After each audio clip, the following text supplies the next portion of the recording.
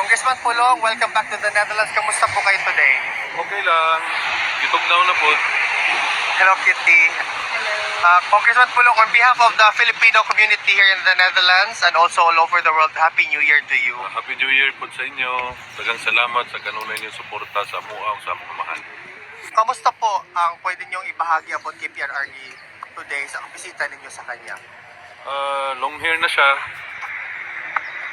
Naligo siya pero wala niya giapil yung tiil. Wala na nagkaon. Paniod to kay natulog lang siya all morning. Antod ni abot ni dito pa ni bangon. Motoy sulti sa security so wala maka-lunch. Marami pong mga kababayan natin ang Tulong na lang, eh. Sir. Ganahan pagkatawag congressman? Correct. Ha? Sir Paulo, marami pong mga kababayan natin nagtatanong kasi nag-snow ngayon dito sa Netherlands. Kamusta po daw si PRRD sa lamig, sir? Wala man, okay man ang temperature sa sunod. Kontrolado man ang temperature naman yung mga heater po sa mga kwarto. Pati lang itlog may heater. Kamusta yung ano mo, sir? Kamusta yung adjustment mo sa weather from tropical weather to... Ay, anak na ni sa Davao. Mga taga Davao, bugnawon ba kami? Diba? Bugnaw, maganda Davao. Sila na may init. Correct. Init pa more. Ano po yung masasabi nyo sa 2026 na marami talaga pinaghahandaan kayo ng mga detractors na ang pamilyang Duterte ay aatakihin nila, lalong-lalo na yung kapatid mo na si Vice President Sara Duterte? Di lang ta mag-story about governance, politics, kay hawd man puno sila ana, no?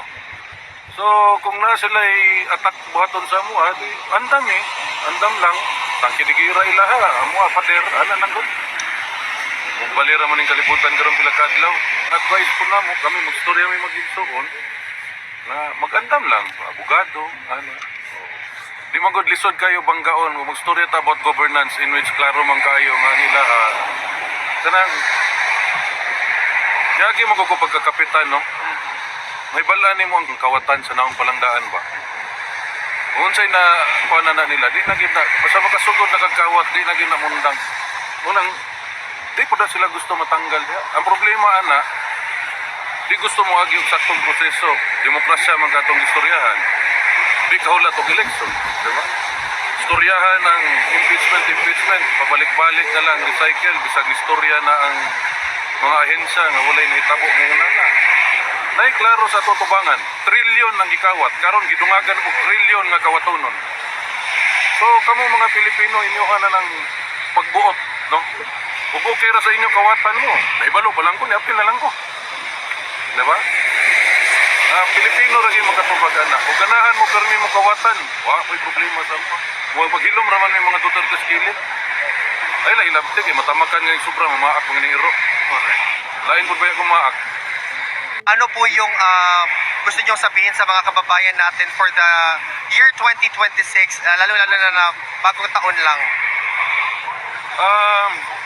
Expect ninyo mas mapait ang inyong kinabuhi. Kabalo naman mo mga ano. Di man gyud na malikayan ng greed. No? Kawat. Di gyud malikayan. Bisag unsa o yung tanaw, wapagalit ninyo na gihalongkat ng accounts committee sa Congress ug sa Senate. Halongkat ta ninyo na, makita ninyo diha tanan. Kung asa ang isa pa ka corruption diha sa mga amo sa tawag na. Pulong na lay tawag sa kahay, kung tawag ang congressman. Kaulaw. Damay patani.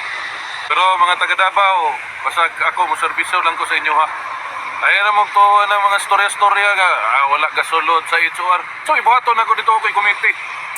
Ano to libis day, gusto mo kontratong budget, wa gani tagda sa naglingkod na speaker. Ay mo to na ilahang mga pakyut-kyut na mga ito sa tawag na nila, hindi naman na cockroach.